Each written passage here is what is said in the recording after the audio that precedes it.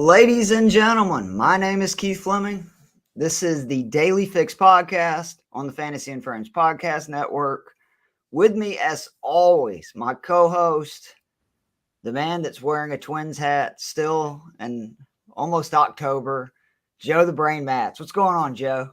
Oh, I gotta stay loyal even when you're out of the playoffs. But you're talking to a Falcons fan. You don't have to explain it to me, Joe. I mean, we're a Falcons and Giants fans, so we certainly have experience with staying loyal when outside of the playoffs. So hopefully the Giants get a win this week, because if we lose to the Bears, then I think it's already we'll go from 2-0 to season officially over in a very short span if that happens. Yeah, I'm rooting for you because, if you're going to say the Giants are going to make the playoffs over and over again in the preseason, I need y'all to beat the Bears Sunday. We'll be back on track. Exactly. But again, this is the Daily Fix Pod, Fantasy and Frames official DFS podcast. Each week we give our favorite expensive, median, and bargain tier plays for each position. Real quickly, though, before we get into all that, I want you to gloat for, again, your picks being overall fire, especially your bargain plays, which is very rare for, I think it was like 4 out of your 6 bargain plays were top 9 at their position. Hello. Yeah, it was quite a run on the bargain plays this last week, which for some reason I feel like my bargain plays have been better than like my high-end plays, which I feel better about giving the lower price plays. Yeah, I was going to say, at least I feel like that's more helpful because, if people are listening, they're like, you know what? I like this, star player more than the guy he named. It's like, all right, that's chill. Like, no worries. Right. Whereas, I think our main value is giving those low-end plays. And so, we had Geno Smith had a solid game. Damian Pierce was good. Both of us would have hit so hard on David Montgomery if he hadn't gotten hurt in our mid-tier. That killed so many. That was upsetting. Oh, God, Chris Olave is probably the biggest feather in my cap. He had a huge game. This receiver core yards, good too. Like again, yeah. It was something I said this summer. I just think it's easier now for receivers to come in and have an impact when they're talented. But clearly, something has changed based on the last 3 or 4 years, and that every single season we're seeing at least 3 or 4 rookies come in and be viable starters, if not a lot more, as we've seen with Chase and Jefferson. So, I mean, if you're doing any sort of dynasty keeper leagues, oh my gosh, make sure you grab at least one rookie receiver every season. Absolutely. All right. Do want to remind everyone that, we would appreciate it if you would follow this podcast on Spotify and Anchor. That's the Daily Fix Pod. We appreciate it if you'd rate and review as well. Be sure to check out the Fantasy and Frames website, where there is tons of weekly content, not only during the season. Obviously, right now there's a ton of stuff going on, but year-round, got waiver wire ads, chasing upside, where I think it was a little rough. We'll get into that with the quarterbacks this week. Me and Joe give the quarterbacks each week. Just a lot of really good content to help you no matter what kind of league you're in. But let's get into week 4, Joe. And I probably jinxed it, but I told you before we started, I really liked this week and a lot of players. No, I'm with you. There's definitely, looking through this, especially I think the running back, wide receiver, which is obviously the bulk of your lineup, I feel like you can find some really good plays without breaking your bank this week. Having said that, though, starting with the quarterbacks, I feel like this is a week, spend the money. Like, whether it be Allen, Hurts, or Lamar, I really don't love the middle and lower tier plays, to where at other positions I do like a lot of them. I'm going with one of those 3. I have Josh Allen as, my expensive tier quarterback. If you're just coming to this and we talked about how we try to give, sleepers and unders. Yeah, I'm taking the most expensive guy at the position, but he's really good. And that Baltimore secondary has been just awful. They play a lot of man, which Diggs like hammers. Gabriel Davis's numbers against man is good. And I just think if there's weather, there's a good chance maybe he runs a little bit more. And more than anything, I don't know. I think that Lamar's kind of grabbing the buzz back. And I know a lot of people are like, well, this has nothing to do with stats or anything. But I just feel like Allen's going to show out because he's who he's playing against. I think both of them are. I think they're both going to put up really great games. And a game's going to be high scoring, action packed, and 8,400. I'm not afraid to use him as my expensive tier play, Josh Allen. Yeah, we always try not to take like the most expensive guys, and I was trying to talk myself into some cheaper quarterback. I flirted with Herbert, and then I looked at it and I was like, oh, Houston's pass defense has actually played pretty well this year. And yeah, I think you're right, especially if you're again, if you're in the like 20,000 people ones, then maybe go with some of the lower tier guys we're going to name in a minute. But if you're in a smaller pool, yeah, I think you pretty much have to go with one of those top three. And then looking at the defenses they're facing, it's hard not to go with Allen. Lamar's facing the Bills, who are a very good defense and should be healthier this week than they were last. They have to be healthier this week than last. Even last week, when they're having like a whole new secondary start, they looked pretty good against a Dolphins team that's caused a lot of problems for them. The Jaguars have been a shockingly good defense. Like the jump they've made on offense, I don't think was a huge surprise considering, you have Trevor Lawrence and Doug Peterson's coming in. But that defense is playing real stuff. Again, I mean, they shut out the Colts, who maybe don't look great, but it's hard to shut out anybody. So, yeah, I'm with you. It's Josh Allen because right now I think that Jags defense is playing better than the Ravens defense. And to the point you made, you're going to play man. Can be some real problems against this Buffalo team, especially, if you're in man as well, that also leaves open room for the quarterback to run. So, yep. Yeah. A lot of backs too. I will say Josh Allen could be a popular play. 32nd ranked defense Baltimore is currently against quarterbacks on DraftKings. So he could be popular. But again, if you're in a smaller pool, especially, who cares? Take the like 38 points he gives you and find somewhere else to save money. And I do think if you like a lot of small guys, it's okay, even if they're high. Like if it's the the guy that you think is going to do the best, and you're going to have a lot of variety at the other positions compared to other people, I think it's okay to do, especially when you're really confident like this week. All right, I don't have a bargain tier, but I do have a median. It's Ryan Tannehill, 5,500 in Indy.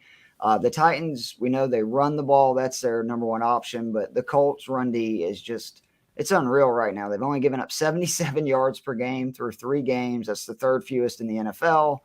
Their pass defenses give up big chunk plays. They've bottled up some really good running backs in that time. The list of Edwards-Helaire, Jared McKinnon, James Robinson, Travis Etienne, and Damian Pierce. None of them have over 3.0 yards per carry. So I just think the Titans are going to be forced to throw.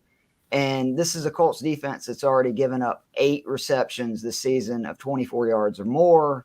There's a guy that I love stacking with them that is a rookie receiver, and we might as well go and get into this now. It's Treylon Burks at 4,800. I mean, just over 11 or 10 grand. And you can have, I think, a really good matchup this week with Tannehill and Burks. At that price, I really like Tannehill. And again, I tried to talk myself into like Fields, Matt Ryan. Like there's a lot of guys in there, but none of them have really performed to where pretty much whoever's played the Colts, including Daniel Jones, no offense, Joe, he threw 2 passing touchdowns against them. Yeah. No, I I totally understand that. I'm looking for my mid tier is he was my play last week in chasing upside and almost made it to the top 12. And I'm rolling with him again here and in chasing upside, and that's your Marcus Mariota. It should be 2-1 Atlanta Falcons. That's right. I mean, I will say I would have had Jared Goff, except Amon-Ra St. Brown was ruled out. And DJ Shark looks like he may be as well. That Seattle defense is a disaster, and you should look to target them constantly in the pass game especially. But, yeah, without those guys, I'm a little wary. So I'm going with Mariota. Outside of DraftKings, just regular fantasy, Mariota's the 13th fantasy QB right now. Now, obviously, you drop him a little in DraftKings because he's less likely to get you those 300-yard bonuses than other guys. But he leads quarterbacks in rushes inside the red zone with 8. He's scored 2 touchdowns on the ground this year. Despite the lack of passing generally in this Atlanta offense, he makes up for it because it's a really aggressive passing offense. He is 3rd in air yards per attempt and 6th in fantasy points per dropback. And I like it against Cleveland because Cleveland is 20th in fantasy points allowed to QBs, 21st in pass defense DVOA, 20th in deep passing DVOA, which we care about a lot with Atlanta. And they've already given up 2 rushing touchdowns. And keep in mind, all of those mediocre to bad stats I just made mentioned about the Cleveland defense, the quarterbacks they faced so far are Baker Mayfield, Joe Flacco, and Mitchell Trubisky. Yikes. So I think Marcus Mariota I think he's a relatively high floor guy for someone in this range. And as much as they're running him for sure. Yeah. And then I think that, the ceiling is if you can get a couple passing touchdowns and maybe a rushing one too. And now we're talking 20 plus points. We're feeling great. And I also think Atlanta's going to struggle to stop the Cleveland offense if it's functioning the way it has been these 3 weeks. So they're going to run it down our throat. I would probably be surprised if we don't see the highest pass total Mariota's had thus far with Atlanta. I can't disagree with any of that. And Mariota's just been so consistent. That was something, we talked about the summer when his stock was so low. It was however many games he played. Historically, he's a top 15 fantasy quarterback when he plays. So, like I said, I don't have a bargain this week because I don't really like that many of them. I'm going to either take Allen or Lamar or Hurts or probably roll with Tannehill. I also like Mariota, what you just said. But you do have a bargain. Who you got? I'm rolling with him again because, hey, he worked for me last week. It's Geno Smith. He's only $200 cheaper than Mariota, so there's not a huge difference here. But if you need the $200, I like Geno. He's facing a Detroit defense, which on DraftKings, 30th against quarterbacks. Not a big surprise. We've long picked on I think every year that we've done this podcast, and this is, year one for Fantasy and Frames, but year 3 for just you and I. And I think every single year we're like, hey, is this team playing Detroit? Great. Houston and Detroit. Those are the two. And I especially think, we'll get to this in a minute, but I think Tyler Lockett has a fantastic matchup in this game. Detroit basically has one good corner. Jeff Okudah finally seems to be coming around, which is exciting for them since he was a top 5 pick. But the rest of their cornerback group remains a disaster. Amani Owiarie, whose name I mispronounce every single season. He is currently the dead last ranked corner on PFF. And their slot corner, Mike Hughes, is currently ranked 95th in coverage. So those two guys are going to be the two guys covering Tyler Lockett in this game probably because I expect Okudah to mainly be on Metcalf. So I really like that Geno-Tyler Lockett combo.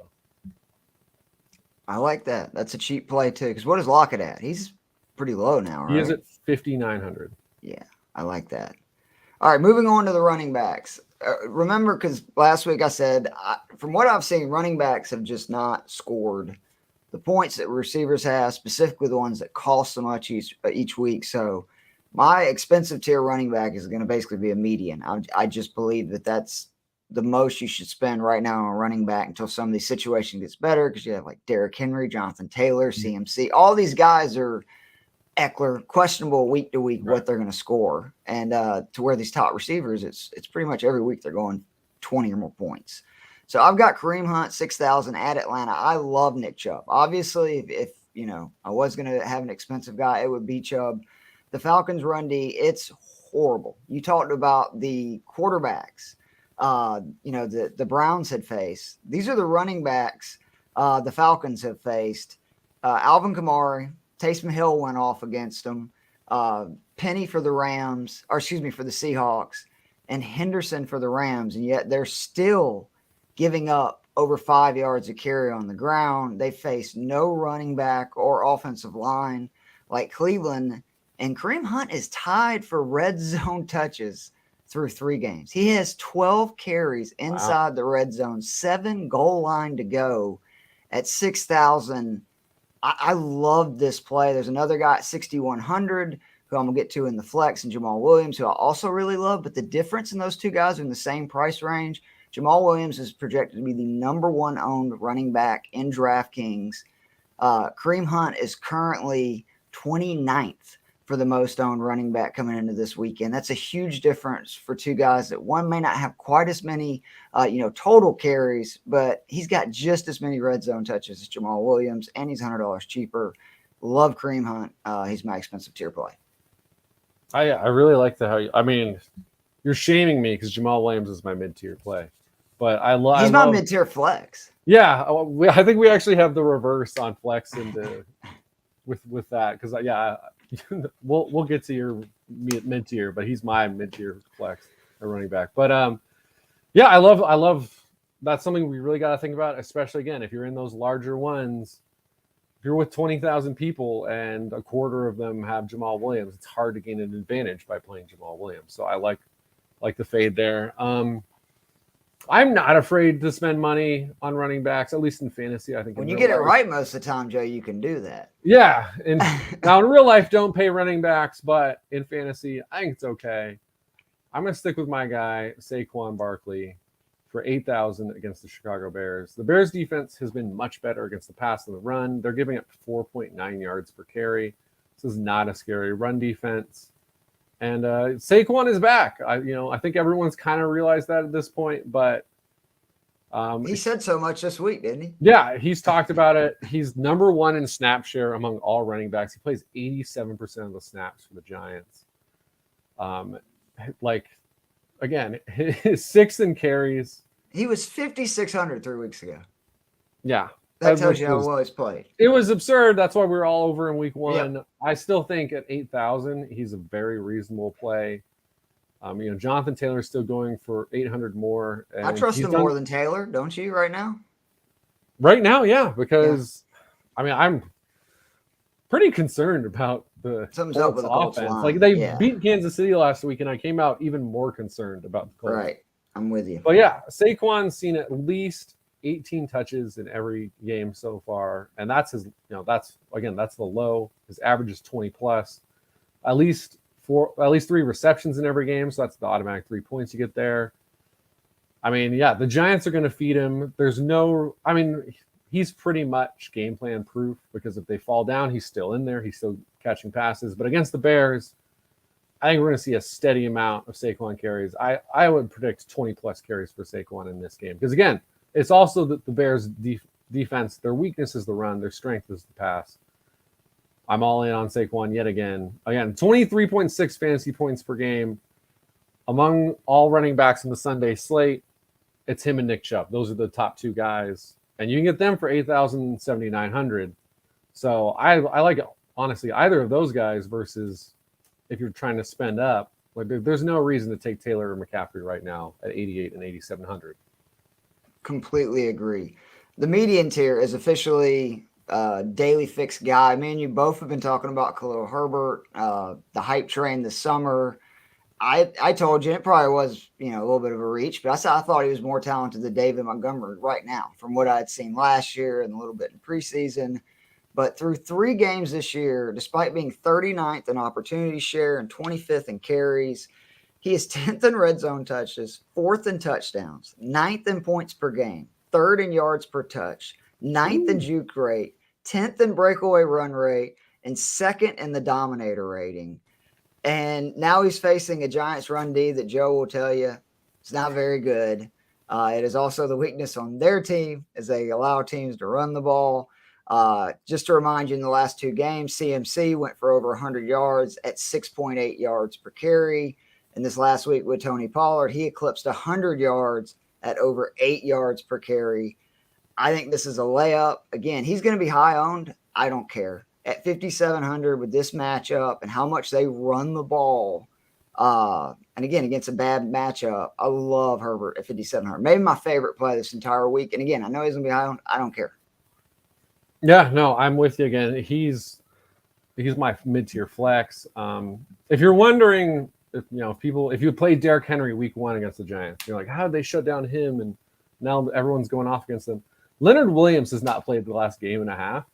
And he's kind of the whole key to the Giants run defense because he's really good. And the Giants linebackers are terrible. Legitimately probably the worst linebackers in the NFL. So, yeah, once you take away, you weaken that interior, there's not a lot going on with the Giants run defense. So, yeah, all in on Khalil Herbert, 100%. But, yeah, speaking of the high-owned guys, I'm going with Jamal Williams this week, 6,100 against Seattle. This Detroit offense is good. They're powered by that offensive line.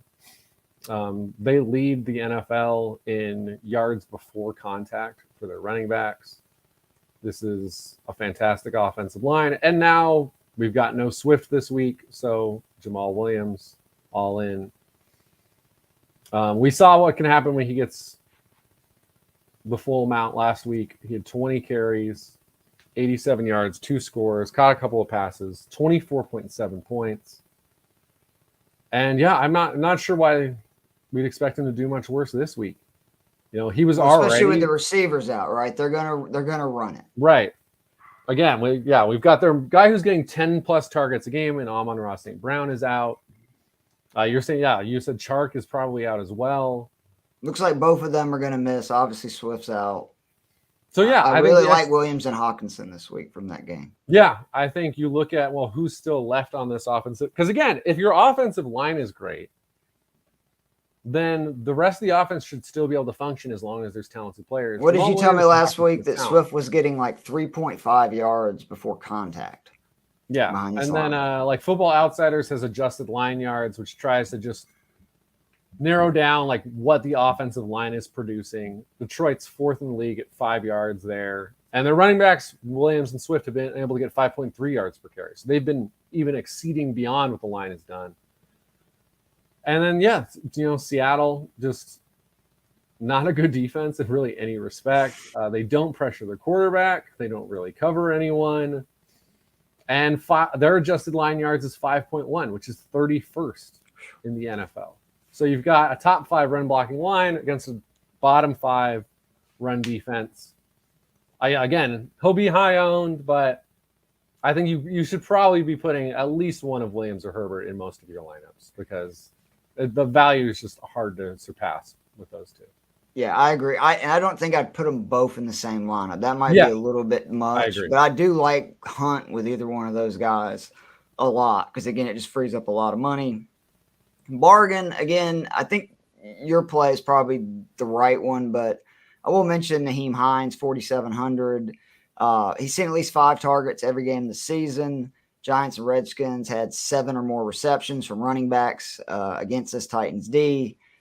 I just think he's a safe floor. He scored 7.7, 8.0, and 11.4 in his 3 games. He scores a touchdown in any of those in this price range. You're happy with it. He's just somebody that if you can't really find somebody you love in that cheap range, I take him and know he's probably going to get me around 10 points. If he scores a touchdown, he'll obviously be a boom play, but his floor is good. Who's your bargain? My bargain is Rashad Penny down at 4,900 against the Detroit Lions. I mean, the key with Penny is if the game is close, he is dominating the backfield right now. 69% of the snaps in both of the games where they were in the game. And week 2 against San Francisco, they got steamrolled. He only saw 6 carries. The other 2 games, he's averaged 14 and a half touches. So the key is, do you think Seattle can keep it close? I do. Again, I think both these defenses are bad. I think both the offenses are going to have success. So I expect him to be able to stay in the game. And again, the Detroit defense has not changed. We still love going against them. The adjusted line yards for them, 4.8. That's 24th in the NFL. Yet again, a bad defense for Detroit. So if I'm looking for a guy who I think I always want to try to find that lead back who I think can be productive, who's the lowest on the DraftKings salary. I like it. And for me, that's clearly Penny this week at 4,900. Yep. Completely agree and co-sign, and he just needs to get the opportunity to go off. You look, every game this season, he has like 14 carries for 60, 70 yards. I mean, he's getting 5 yards a carry. He just needs a touchdown, and he hadn't hit one of those big runs, which he hit a lot of last year, but I think it could come any minute. Moving on to wide receiver, there's a lot of good plays at wide receiver this week. I went down a little bit because in the flex, I'm not going to lie, I cheated, and I went ahead and just said, screw it, I'm going to take Diggs. But for the receiver, I'm going to go Michael Pittman, 7,200. I think people are overthinking this versus Tennessee. He's had 22 targets, 17 receptions in 2 games. He's scored at least 15 fantasy points in both. And the Titans secondary is a mess right now. They are really bad. He's just too cheap at this price point. Other than Diggs, who, again, I have in my flex play, he's my favorite expensive option at wide receiver by a good margin because I just think he's going to be the guy that it's guaranteed he's going to get a ton of targets and opportunities. and everybody else in that price range, not named Diggs, there's issues like the quarterback play, the defense they're playing, whatever. It's a good matchup for the Colts. Pittman is definitely the workhorse. I love him this week. Should be healthier than last week too. Yeah, I'm with you. He's mine as well. I mean, just look at what he's done in the 2 games he's played. Minimum of 9 targets, minimum of 8 receptions and 72 yards. I mean, the reality is there's just not a lot of other options in this offense. I mean, as we saw in week 2 when they failed to score points because Michael Pittman wasn't out there. And you look at the Tennessee defense against number 1 wide receivers, again, early in the year, but 73 yards per game on 9 targets. And then once you add in, I don't know what the touchdown number is, but I'm assuming it's bad because they're 31st in DVOA against number 1 wide receivers. Only Green Bay is worse. And if you remember Justin Jefferson week 1, that's why Green Bay is the one team that's worse. So, yeah, if you're giving me Michael Pittman against the Tennessee defense. Oh, and they gave up, what was his name? Hollins, the kid from Vegas last week. I've never refreshed my phone watching a game being like, what the hell is going on? I have Devontae Adams in 6 lineups, and this kid Hollins is getting a million touches, yards, touchdowns, you name it. And then, you just look at the fantasy points per game. Again, we're 3 weeks in, and Michael Pittman missed a week. But on the Sunday slate, he's 3rd, and 2nd is Amon-Ra St. Brown, who's not playing this week. Yep.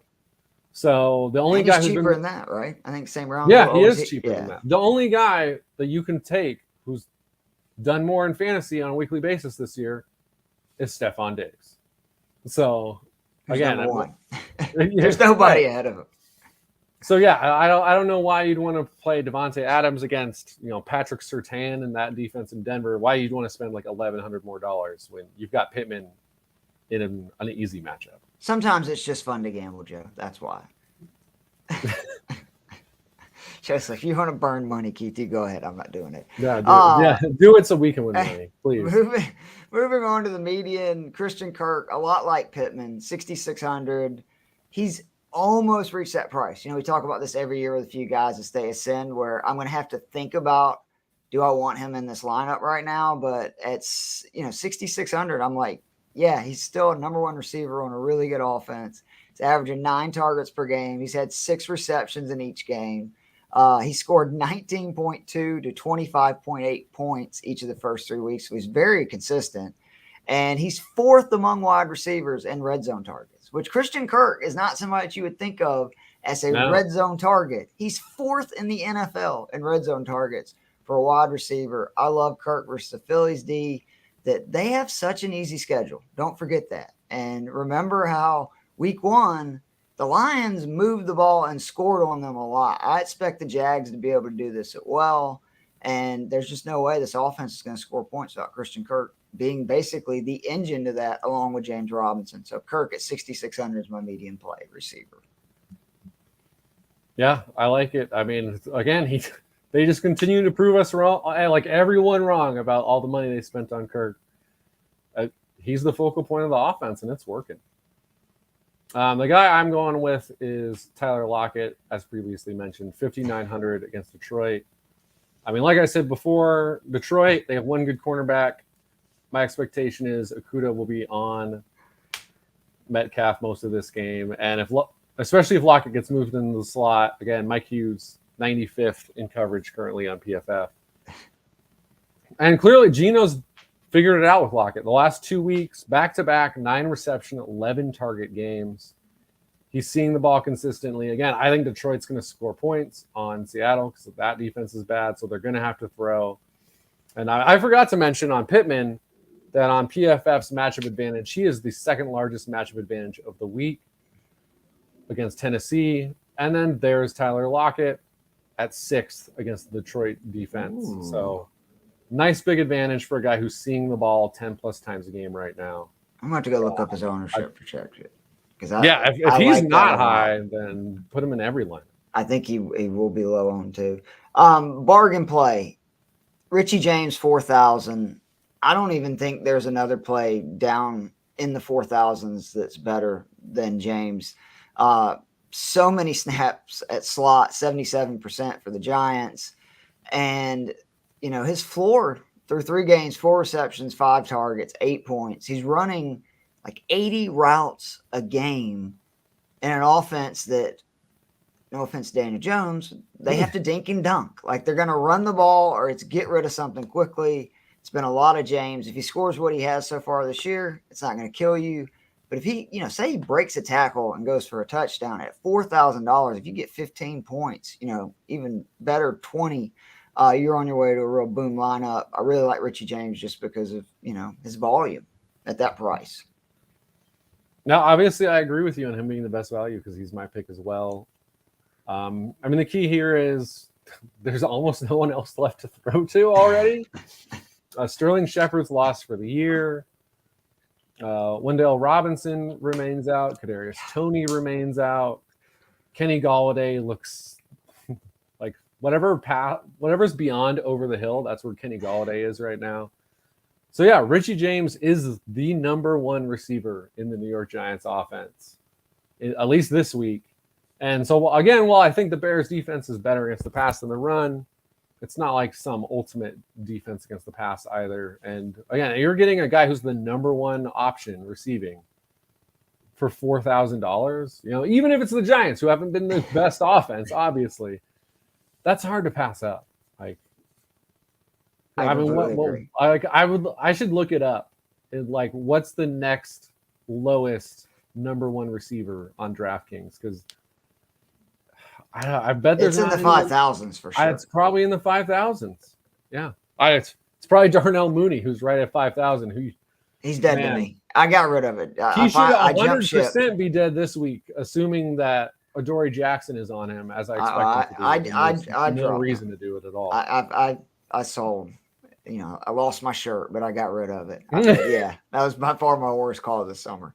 All right, moving on to tight ends. Expensive tier. We both agree. Why don't you tell why it's Kyle Pitts? Mostly because Kyle Pitts is a freak and he's awesome. And Arthur Smith finally remembered that in week 3, as I was predicting last week. 5 receptions, 87 yards. We're still waiting on the touchdown this year, which, not a surprise, I guess, after last year. He's only got 1 in 19 or whatever, 20 games now. Yeah, but again, you're not going to see a guy of his caliber in the 5,000 range. Again, we just talked about who's 5,000 at wide receiver. It's Darnell Mooney, who's done absolutely nothing the entire season. I will say, why am I blanking? He's got the hyphenated name. That's why I'm kind of blanking on it. Owusu Koromoa is one of the he is one of the better guys to potentially help cover someone like Kyle Pitts. But he's also been limited in practice all week with a groin injury. He's going to play, but this is not your top tier Owusu Koromoa. And unless you've got a top tier guy ready to cover Kyle Pitts, I will bet on Kyle Pitts. So again, and as someone in on Mariota, if you want to go Pitts stack or Drake London, I'm not against that one either. But yeah, I would say if you're playing Mariota, stack him with one of those two. And again, it's not expensive because Pitts is only 5,000. Week 1, I think he was like 6,000. So he's definitely only went up $200. I'm with you. He's a number 1 receiver. He had 8 targets last week. I think he's had at least 8 in all 3 games. He will reach $6,000 salary again this season. Oh yeah, for sure. And so we will continue to play him when he's down in the 5,000s or high 4,000s. Completely agree. And I don't think the Browns are that great against tight ends. You look at who they faced. Freiermuth was able to do a little bit against them. I think Pitts will be fine. My median tier is TJ Hawkinson, 4,100 versus Seattle. He's going to be involved a lot in the game Sunday. St. Brown's out. Shark looks like he's out. Swift is out. He's seen 7 targets or more in 2 or 3 games. I think he'd easily see double-digit targets this week. Easily. I would not be surprised if it's some of those games last year when it was just him, which it's kind of like it is again. And again, this is a Seahawks D that, remember, just allowed Kyle Pitts to prove that he was alive and his fantasy football season had started in 2022 last week as he had a big game. I expect Hawkinson to do very well. And again, in a dome, love that. He's really a fast, physical tight end, and they're going to need him. 4,100. It's one of my favorite plays this week, period. Because again, he's now the number 1 receiver in that offense for this week. Yeah, no, I love that play. I was kind of like going back and forth on two mid-tier tight ends. But you always like to go against my Falcons and rub in how my defense is bad. The run, the pass, receivers, tight ends. Yeah, so I am going with David Njoku this week. He's coming off of his best week of the season, or shoot, maybe hit the best week of his career. At least in yardage, it might be. Tyler would not like you bad talking to Njoku. I think he had a couple of big games last year. Yeah, 9 receptions on 10 targets, 89 yards, and a touchdown for 23.9 points, and he was only 3,400 then. At 3,700, he's still a great value. Atlanta against tight ends this year, allowing 74 yards per game. Love that. And then some great info from PFF this week that the Falcons' defensive line has been the second worst in the NFL at getting pressure. Thanks, Joe. Jacoby Brissett, under pressure this season, has targeted Njoku once for 8 yards. When the pocket's clean, Njoku's second on the team in targets and receiving yards, while tying for the team lead in first downs. So as long as Jacoby Brissett's clean, Njoku is way up there, and we can expect it this week against Atlanta. So you will honestly, I wouldn't even hate if you did like him and Hawkinson together. So you put one of them in your flex. Mm-hmm. Just go super cheap there, and then you can splurge and go spend $8,400 to get Josh Allen. I think I like even more Njoku with my next guy, Tyler Conklin, who is my bargain tier at 3,600. Explain this to me, Joe, because sometimes we're just baffled by people's pricing. Conklin is 3,600 this week versus the 27th ranked D on DraftKings to tight ends and fantasy points allowed. For tight ends right now through 3 weeks, he's third in targets, fifth in snap share, first in routes run, second in receptions, and third in fantasy scoring. He's 3,600. He's $1,400 cheaper than Kyle Pitts, who we both love this week. And Pitts isn't higher than him in any of those statistics. And Zach Wilson's back, who I think that if you remember last year, he threw a lot of short passes to running backs and tight ends. I think it's only going to actually increase Conklin's ceiling here. I love him at 3,600 at Pittsburgh. Yeah, I honestly did not realize that Tyler Conklin was doing that much this year. That's interesting. I'm going to go like as cheap as we ever go, and I'm going Daniel Bellinger, 2,800 against the Chicago Bears. Again, everyone is hurt on the receiving core except for like Richie James. So Daniel Bellinger then becomes someone who could become a more focal point of the offense. We already saw it a little bit last week. 4 receptions on 5 targets for 40 yards. In week 2, he only caught 1 pass, but it was a design play for him, and it was a touchdown. So, again, you're seeing a guy who's becoming more involved in the offense. And I think that would happen anyway. His snap percentage has gone up every week because he's a rookie. So he's kind of growing into the role. And now the Giants don't have a lot of other options if they want to pass the ball. So, again, the 2,800, a guy who's going to be out there most of the game and he's going to see targets. Like, hey, if I need to save money, I'll roll the dice on that. I haven't asked you how you feel about the Giants game this week, but I can tell you're not too optimistic. I mean, I'm optimistic we'll win entirely because we're playing the Bears. If there was, I don't know if there's like another team in the league that I'd be like, oh, I think we'll get this one. I liked your chances better with Montgomery playing. Going on to the flexes, we've talked about most of these guys, so I'll keep some of them brief. Stefon Diggs, my expensive. Baltimore plays predominantly man-to-man defense. Diggs this year, 3rd in routes run versus man, 10th in target rate versus man, and 13th in target separation versus man. He's a really good play. He's going to get peppered. He's averaging 30 points a game. And I know 16,800 is expensive, but there's going to be more than a few lineups that I'm like, screw it. I'm taking Allen and Diggs, and then whether it be 2 of the cheaper tight ends, going with 2 of the running backs under 6,000 or less, whatever. I'll fill in at other places because I just really feel good about those 2 guys. Yeah, I mean, like we said, those have been the 2 guys who have been doing it already this season, and in those matchups, I don't think there's a reason to think that'll stop. I mentioned earlier that I thought about Justin Herbert briefly, and then I was like, oh, Houston's defense is actually playing pretty well. That's against the pass. Against the run, they have not been very good. They are dead last in DraftKings on opposition points to running backs. That's bad.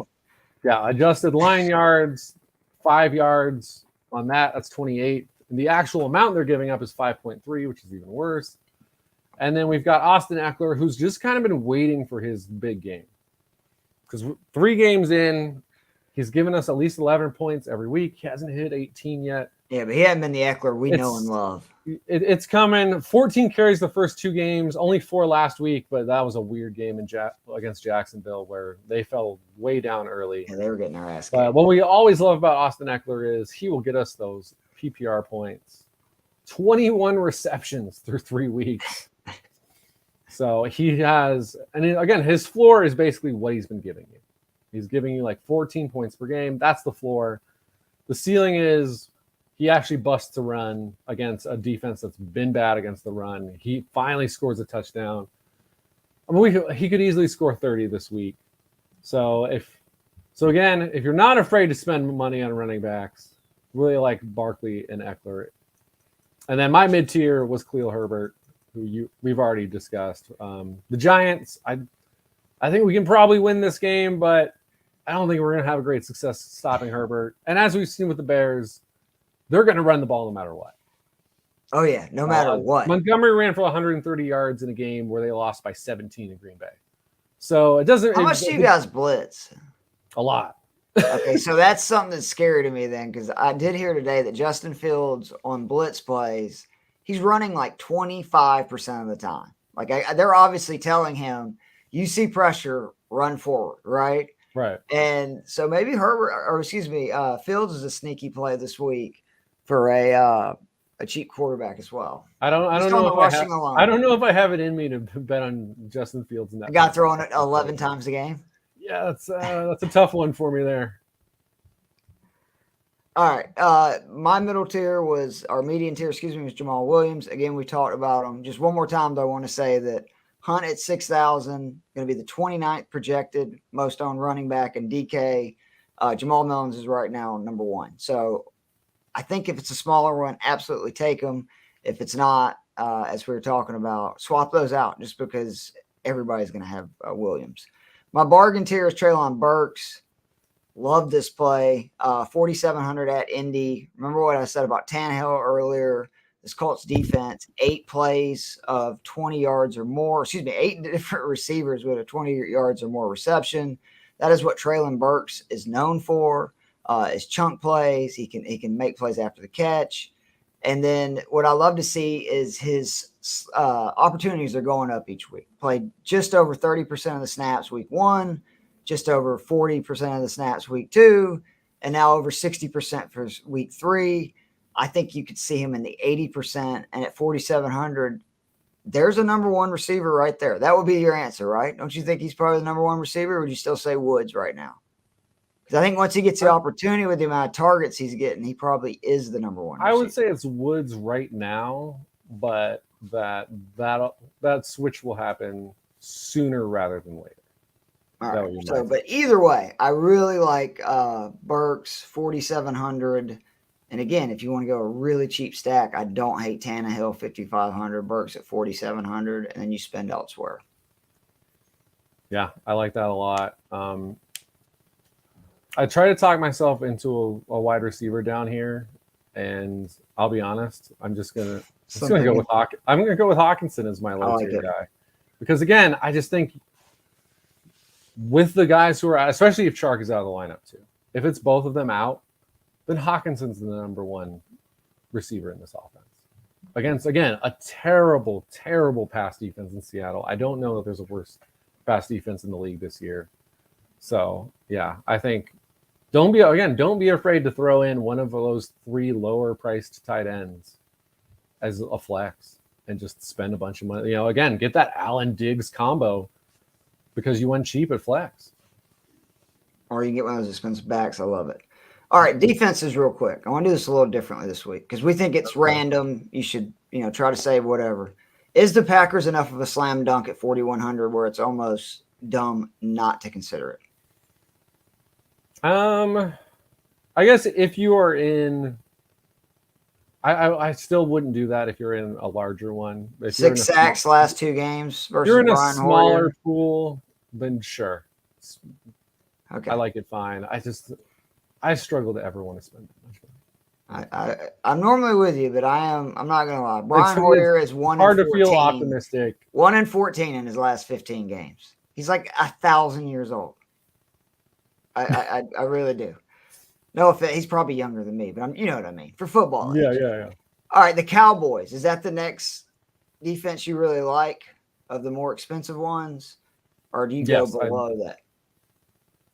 if I was just picking, I mean, I guess like you said, it's hard to say Green Bay shouldn't be the pick if you're doing an expensive D, but I think Dallas is right there because we saw what happened last week when if you can really get pressure on Carson Wentz when he took 9 sacks, they didn't score a touchdown until late in the fourth. And this Dallas defense is not messing around. I mean, they come after you. 11 sacks the last 2 weeks. I'd expect another 5-6 sack performance from Dallas. So yeah, I think those are the two I'd really look at. I mean, you could argue yourself into the Steelers right above them too, with Zach Wilson making his first start, but I'd rather go with Dallas for $100 cheaper. All right. Do you like the Panthers at home versus Arizona? Possibly no Marquise Brown, or do you like just taking one of the Bears or Giants D's, knowing that that's going to be a game with a lot of running? If either team gets stuck in a passing situation where they're down multiple scores, the other team could just tee off. Which of those do you like better? Taking one of the two defenses playing each other, or taking the Panthers versus Arizona who's banged up? The Giants is probably my preference of these defenses. Just 3,100 is not too expensive. Again, the Bears have been more, I don't know, complete disaster passing the ball. And they can't pass protect. I think, for the weaknesses that the Giants defense has, which currently without Leonard Williams is definitely stopping the run, that hurts. But I still think the teams that will most torch the Giants this season are going to be teams that have multiple receivers that are good, because we only have one cornerback, I believe, in it all. And so that's not a problem that's going to exist against the Bears. And like you said, if Fields is running 25% of the time on blitzes, he's going to be running a lot in this game. I don't see that as necessarily helping them score a lot of points. So I like that one a lot. Although, yeah, if Marquise Brown is out, Carolina's defense is actually good. The offense is the entire problem with that team. And then, yeah, if you think the Bears win, Herbert Bears defense combo, 100%. Yeah. Do that. Don't even question it, because whatever you lost in other people owning Herbert by spending so little money on your defense, and then Herbert's not expensive either, you can make it up elsewhere. Two bargain ones I really like. The Texans, I think, is probably the right answer. The Chargers are just such a mess. I mean, you want to talk about that? It's almost like they're the Ravens of last year with injuries. The Jaguars are the one that's interesting to me. Oh. The last 2 bad games by Jalen Hurts. Played the defensive coordinator for the Jaguars, runs the same defense as Tampa, who really did a good job of giving Hurts fits. Jacksonville is very talented on defense. It's what happens when I always tell people, when you pick in the top 10, if you're not terrible for a 7-8 year stretch, like actually talent evaluating, you're going to be very good, because you get so many talented dudes. I could see that being a real boom that people like, they're not going to be bought at all, because everybody's like, oh, the Eagles offense. It would not shock me for the Jaguars to go ham. I don't know if I'm with you, just because I'm that big of a believer in this Eagles team right now. But again, this Jags defense is playing really well. So yeah, if you want to roll the dice, I think you could do that. Probably the cheapest one that I really like is, I mean, they're the same price as the Bears, but I actually probably like them a little bit more. And it's the Broncos against the Raiders. I just think this Broncos team is playing at a really high level defensively. I mean, they have not obviously faced the greatest offenses thus far in Seattle, Houston, and San Francisco. But, I mean, they've given up 36 points on the season so far. So if you're only giving up 12 points a game, I don't care who you're playing, that's impressive. 16 fantasy points last week. I think Patrick Surtain is awesome. And The Raiders seem to just forget about Devontae Adams after he scores a touchdown in the first quarter anyway. So, yeah, I like Denver to win that game. So if you're with me on that, then you should feel good about the Broncos defense.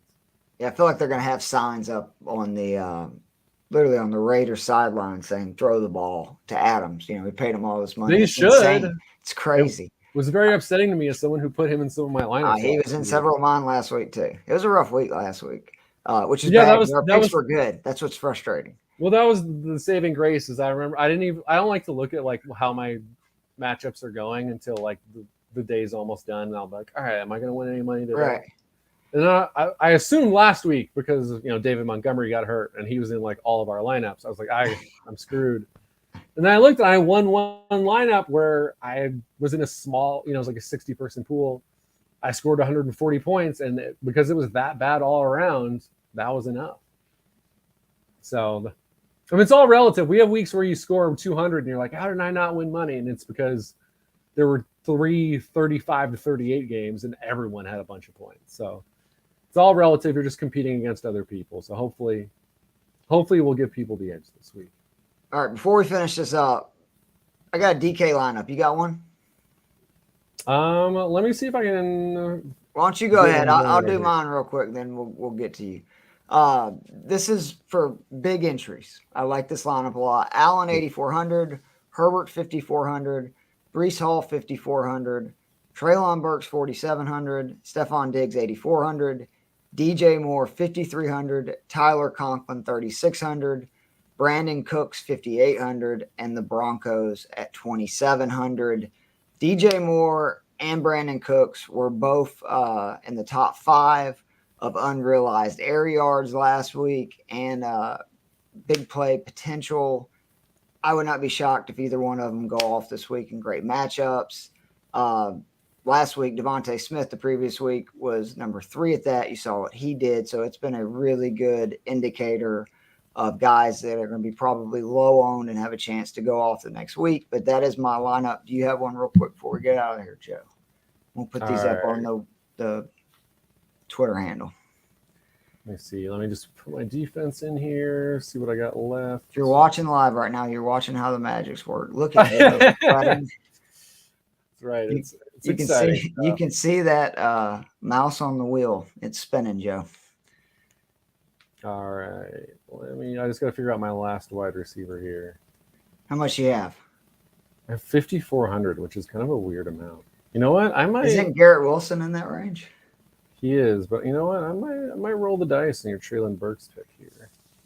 What do you mean roll the dice? Come on, Joe. Where's the confidence in my pick? I mean, hey, he was my favorite receiver coming into this draft, which I feel like everyone thought I was insane. So I'm going to roll with it. All right, so I got Marcus Mariota at 5,600, Saquon at 8,000, Jamal Williams at 6,100, Michael Pittman at 72, Tyler Lockett at 59, Treylon Burks at 47, Kyle Pitts at 5,000, TJ Hawkinson at 4,100, and the New York Giants at 3,100. I like that. Like I said, we'll put those up on the Twitter handle. We'll see how we do head to head. But with that, Joe, we're done for week 4, man. Already what? Well, actually, I was about to say we're a quarter of the way done with the season. We're roughly a quarter of the way done. There's now 17 games. It'll be 5 years. I'll figure it out, and then they'll go to 18. But for Keith Fleming, Joe Matz, be sure to check out the Fantasy and Friends website. Please follow the podcast, rate and review, and we'll see you guys soon. We're out. See you.